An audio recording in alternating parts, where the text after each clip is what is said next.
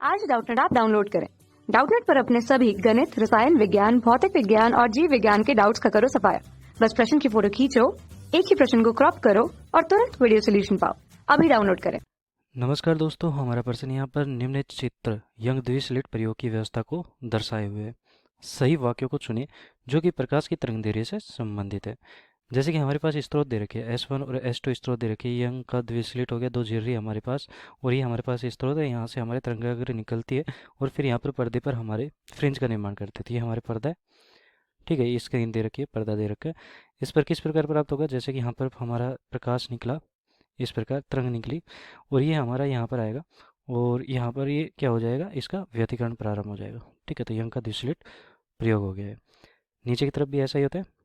तो क्या होता है कि जैसे प्रकाश हमारा क्या होता है, विभाजित हो जाता है। तो यहाँ पर ये चमकीला या फिर उच्चिष्ट भाग बोलते हैं हम इसे, जहाँ पर तीव्रता ज़्यादा होती है, ये उच्चिष्ट भाग हो गया और ये हमारा निम्निष्ठ भाग हो गया, ठीक है, निम्निष्ठ।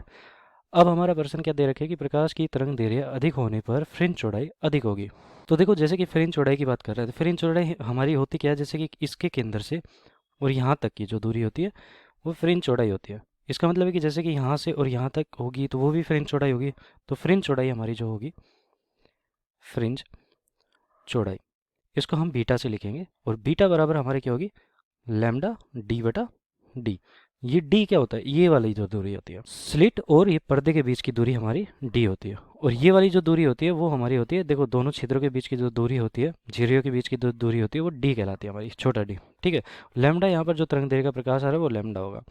तो जैसे कि प्रकाश की तरंगदैर्घ्य अधिक होने पर फ्रिंज चौड़ाई अधिक होगी, तो ये बात सही है। बीटा समानुपाती हमारी लैम्डा की है, तो अगर तरंगदैर्घ्य ज़्यादा हुई तो बीटा भी हमारी ज़्यादा होगी। तो ए विकल्प हमारा सही उत्तर हो जाएगा। अब देखो अगला प्रश्न है, अगला विकल्प है कि केंद्रीय उच्चिष्ट की स्थिति उपयोग में लाए गए प्रकाश की तरंगदैर्घ्य पर निर्भर है।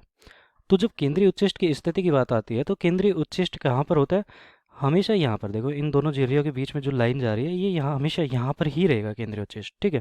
अगर हम तरंगदैर्घ्य का परिवर्तन करते हैं तो ये यहीं पर ही प्राप्त होगी। तो केंद्रीय उच्चिष्ट पर तो कोई प्रभाव नहीं पड़ता है, तो तरंगदैर्घ्य में परिवर्तन करने पर इस पर कोई प्रभाव नहीं पड़ रहा। इसका मतलब है कि ये उत्तर हमारा गलत हो गया। तो विकल्प हमारा क्या हो गया, गलत हो गया। तो केंद्रीय उच्चिष्ट की स्थिति उपयोग में लाए गए प्रकाश की तरंगदैर्घ्य पर निर्भर नहीं करता है, ठीक है। सी यहाँ पर क्या हो जाएगा कि यदि YDSE में श्वेत प्रकाश का उपयोग करते हैं तो बैंगनी रंग का प्रथम उच्चिष्ट केंद्रीय उच्चिष्ट के समीपतम होगा। तो जैसे कि हम बात करते हैं यहाँ पर कि हमारा ये वाले जो होती है, इसको हम पर्दे को अब यहाँ पर बना लेते हैं। ये हमारा पर्दा हो गया, ठीक है, और ये हमारी स्लिट होगी यहाँ पर गई, ठीक है। अब इसमें दो छिद्र कर देता हूँ मैं, ये मैंने दो छिद्र कर दिया। अब जैसे कि हमारा प्रकाश आ रहा है यहाँ पर, तो प्रकाश कुछ इस प्रकार आ रहा होगा। ये हमारा प्रकाश स्रोत हो गया और यहाँ से प्रकाश आ रहा होगा और ये प्रकाश हमारा किस प्रकार आ रहा होगा, ये यहाँ पर अध्यारोपण हो रहा होगा कहीं पर केंद्र पर इसका, और वहाँ पर केंद्रीय उच्चिष्ट हमें प्राप्त होगा जहाँ पर हमारा कलांतर या फिर पथांतर बिल्कुल शून्य है, ठीक है। तो ये यहाँ पर हमें क्या मिल रहा है, उच्चिष्ट मिल रहा है, ठीक है। तो ये स्रोत हो गया, ये S1 हो गया, ये S2 हो गया। ये वाला छिद्र हमारा S2 का हो गया, ये S1 का हो गया। अब क्या होता है कि अगर मैं इसमें श्वेत प्रकाश लेता हूँ, जैसे अगर एक कलर लिया, हरा रंग लिया, तो हरा रंग का यहाँ पर उच्चिष्ट प्राप्त होगा। और अगर श्वेत प्रकाश लेता हूँ, श्वेत प्रकाश, ठीक है, तो उस स्थिति में क्या होता है, जैसे कि अगर मैं कहता हूँ कि अगर यहाँ पर दूसरे हरे रंग ही ले रहा हूँ, उस समय की बात करते हैं, तो यहाँ पर जो प्रथम उच्चिष्ट प्राप्त होता है वो कहाँ पर होता है, YN, या फिर N व उच्चिष्ट जब प्राप्त होता है तो YN बराबर हमारा किस प्रकार लिखते हैं, N लैम्डा D बटा D, ठीक है। एन हमारा क्या होता है, 1 2 3, एन बराबर 1 2 3 पूर्ण गिनत जो होते हैं, ठीक है, अनंत तक हो सकता है। लैम्डा हमारा क्या होता है, लैम्डा तरंगदैर्घ्य, डी यहाँ पर हमें पता है और ये छोटा डी भी पता है, ये वाली, ठीक है। अब क्या है कि जैसे कि प्रथम उच्चिष्ट की बात करते हैं, तो प्रथम उच्चिष्ट हमें कहाँ पर प्राप्त हुआ, यहाँ पर।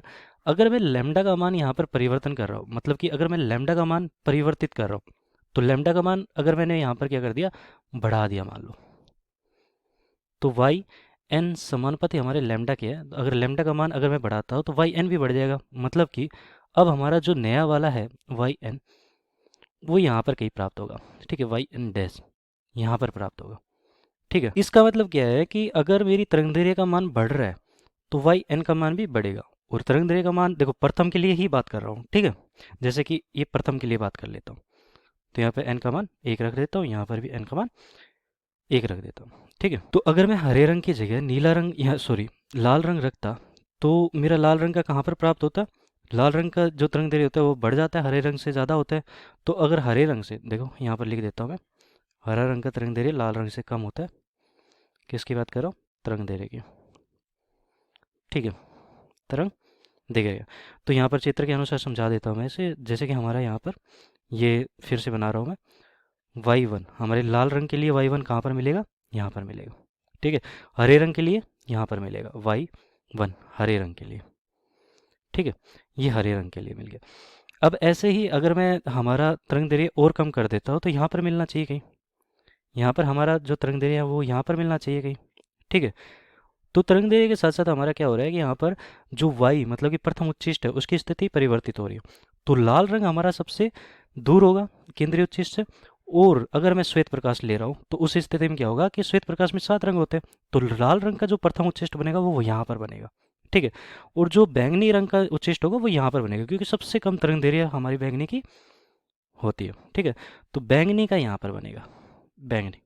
तो केंद्रीय उच्चिष्ट के सबसे समीपतम जो उच्चिष्ट है वो बैंगनी का बनेगा। ठीक है, और सबसे दूर वाला प्रथम उच्चिष्ट कहाँ पर बनेगा? लाल का बनेगा। तो यदि YDS में श्वेत प्रकाश अगर मैं उपयोग में ले रहा हूँ तो बैंगनी रंग का प्रथम उच्चिष्ट केंद्रीय उच्चिष्ट के समीपतम बनेगा। तो केंद्रीय उच्चिष्ट के सबसे समीपतम कौन सा बन रहा है? बैंगनी रंग का।